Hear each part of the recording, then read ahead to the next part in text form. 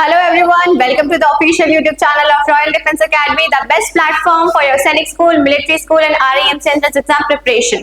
So if you want to ace the examination of Sainik School, Military School and RAMC in 2024, do join Royal Defence Academy and subscribe to our channel. Today I am here with a science topic, that is combustion and flame. So today I am going to introduce combustion, combustible and non-combustible substances to you. First of all, what is combustion? In our day-to-day life, we see that the people cook food, the people use fire in day-to-day life. What is that fire? How it is going on? What is the science behind that fire? Now, basically, when we provide excessive heat to any substance, it catches fire in presence of oxygen. If the oxygen is present, then only the substance will get fire.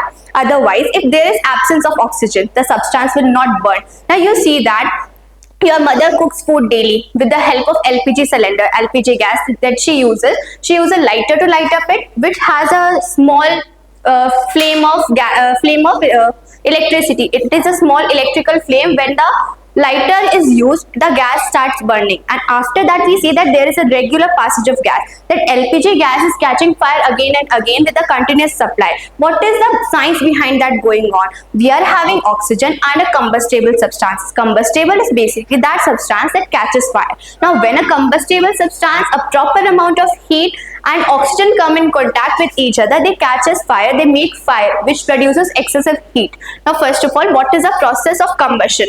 Combustion is basically a chemical process, and it can't be reversed. Once a thing is burnt, it is burnt. It cannot be changed into the previous state. For example, if you are burning a matchstick, the matchstick will get completely burnt, but it will not be changed into the previous state. That is the original wood state. It can't be changed. If we have burned it, it will be burnt only. It can't be reversed into the previous state. Now, a chemical process in which a substance reacts with oxygen to give off heat and light is called combustion. Now, we see that during darkness, when we light up a candle, there is light around us. That is due to combustion only. Combustion produces two things, that is heat and light. When heat and light is produced, combustion has occurred. Combustion is basically a chemical process, and it is irreversible. It can't be reversed back to the original state. Now, two common examples, one is more scientific and one is of your day-to-day life. When you go to your villages, you see that chulha is burned there with the help of wood, and the cow dung pancakes that were used, the chulha is burned, and the science behind it is that the woman uses a easily combustible substance like petrol, kerosene or paper only to burn the flame. Now, when the wood is burned, it is burnt only. It gets turned into ashes, but the ashes can't be turned back into the wood. When we see it, the burning of wood is a combustion. When we burn the wood, there is light produced, there is heat produced, with the help of which we are using heat to cook the food, boil the water, etc. Second is burning of a magnesium ribbon. Magnesium is basically a scientific element which is basically a metal. It is an alkaline earth metal. In the second group of our periodic table, burning of a magnesium ribbon. This is a magnesium ribbon. Magnesium ribbon is basically silverish gray in color, and when we burn it, it burns with a bluish white flame, with a bright bluish white flame. It is very and sparkling. This flame is sparkling. It sparkles like crackers. When we burn crackers, they sparkle.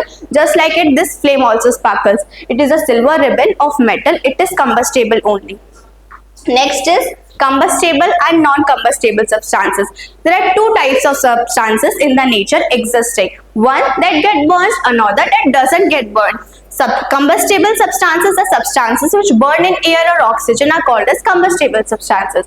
Now, around us, only oxygen is not present. A major amount of nitrogen is present. Nitrogen is there, oxygen, helium, carbon dioxide. There are many gases around us. But when we see that in combustion, we require only oxygen. Other gases are not required that much. When we burn anything in the presence of oxygen and excessive heat, it gets burnt up. Then the substance is called combustible. When you will burn a paper, it will get burned. When you burn wax, that is candle wax, it will also get burned.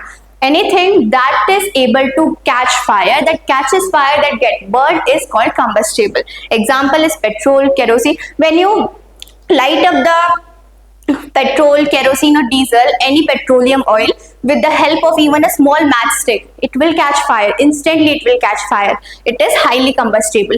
Now non-combustible substances. Non-combustible substances are those substances which do not catch fire, which do not catch fire into air, that is presence of oxygen, they do not burn. For example, we are having salt. When you burn salt, right, it will not get burnt. It will turn black, but it will not get burnt. It will not catch fire. Where we are having sand, you see that in many places there are red system involved which have pipes, buckets which are used for extinguishing the fire. The liquid carbon dioxide is also there which is used to extinguish the fire. Now basically there is a bucket of sand there which is used to extinguish the fire, because when the fire is there, when we will pour the sand over it, the sand will instantly cover up the fire and stop the supply of oxygen. Hence sand is non-combustible, it do not burn. So sand is again non-combustible. And even water, when you burn water, it get evaporates but it don't burn. When you heat up it get evaporate but it don't burn. Next is glass. Glass is basically the glasses that we use, the crockery one, the window one. These glasses also don't burn. Glass is made up of majorly silica, and silica is never a non-combustible substance. It is a non-combustible substance. And even sand, I have told that. This is the examples of few. One is thinner. During painting work, when your house get painted, the painters use a thinner substance which when we touch it, it gives a cooling sensation. That substance is highly combustible, just like petrol. When you will light it up, it will catch fire instantly. Now thinner, wood, and the camphor balls that we call kapoor in Hindi, that is used in puja as well as to store clothes, so that the insects don't attack the clothes, don't spoil them. So camphor balls also catches fires. Concrete, that is the rocks, the cement, the sand, it don't catches fire.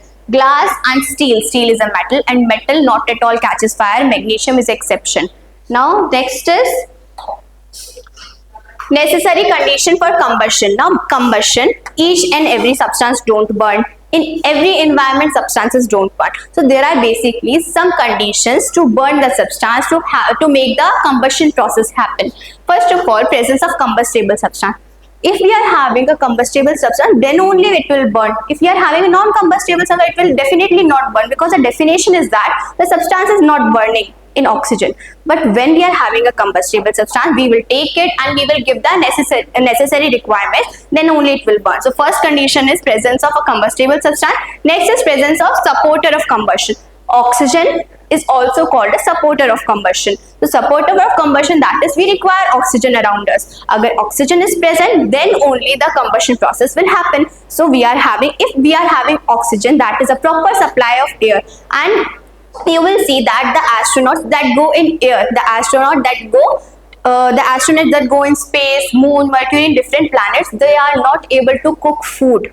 They are not able to cook food with the help of fire, because in air, in vacuum, in space there is vacuum, no air is present, oxygen is not at all present, and fire will not take place. That's why in space we are not able to place fire to anything don't catches fire. They uses electric stoves or the ready-made food to eat.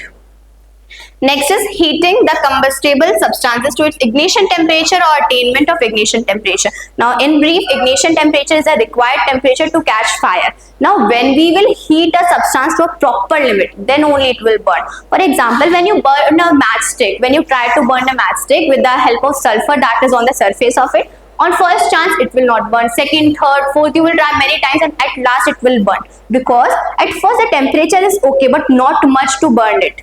At second time it increased, and when we get a ignition temperature, that is the maximum temperature that we are requiring to make the matchstick burn, then only it will burn. Now you will see that we are not able to burn a log of wood with the help of a matchstick. If we are having a matchstick, we will not able to burn the log of wood, because the temperature will not be enough to burn it. We will require petroleum, we will require kerosene to give a proper amount of temperature. So for burning, for combustion process to occur, we require a large amount of temperature. It depends on substance to substance. That is called as ignition temperature. Next is supporter of combustion, that I told oxygen. Oxygen is basically called as supporter of combustion. Supporter of combustion is basically air, the oxygen present in the air. The more amount of oxygen present, the more easily the process of combustion will occur. First of all, supporter of combustion is oxygen. A substance which helps in combustion is called a supporter of combustion. Example, oxygen or air. So major example of supporter is oxygen only, the substance which help the combustion process to occur, without which the combustion cannot occur, is supporter of combustion only. When the clothes of a person catch fire, the person is covered with a blanket to extinguish the fire. This is because the supply of air to the burning clothes is cut off by blanket, due to which the burning of clothes stop and the fire get extinguished. I just told the same example with the help of sand. Now when the body of a person catches fire, so to prevent the body getting burning, to stop the fire, we cover the body with the help of a blanket. We cover the body with a blanket so the oxygen supply become negligible and the body instantly remove the fire. The combustion process get stopped, due to which the person's life gets saved, and blanket is thick in structure, so oxygen don't easily pass through it. Next, we are having a candle. Candle is burning with a flame, which is a yellow flame, and when we cover up the candle with a glass, when we'll cover the candle, we are stopping the oxygen supply. The remaining oxygen will be used. Until and unless there is oxygen, the candle will keep burning. But at the point the oxygen supply is stopped, the candle will get extinguished. Next is ignition temperature only. Ignition temperature, the maximum or the minimum amount of temperature that is required for a combustion process to go on is called as ignition temperature.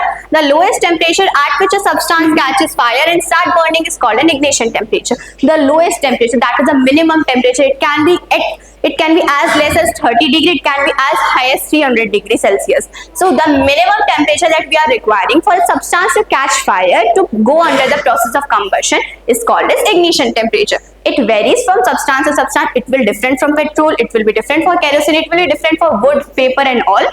A combustible substance cannot catch fire if its temperature is lower than ignition temperature. For example, the ignition temperature of anything is 150 degrees Celsius. I am giving the temperature 135 degrees Celsius. The substance will not burn. So we require the minimum temperature, that is ignition temperature, to stop the process of start the process of combustion. Combustion requires a lot of temperature, and if even a single degree temperature is come, that process of combustion will not occur. So this is the first part of the chapter. It will take 1 to 2 parts more to complete the chapter. We have introduced the chapter combustion. We will continue in the next part. Do like, share and subscribe to our channel.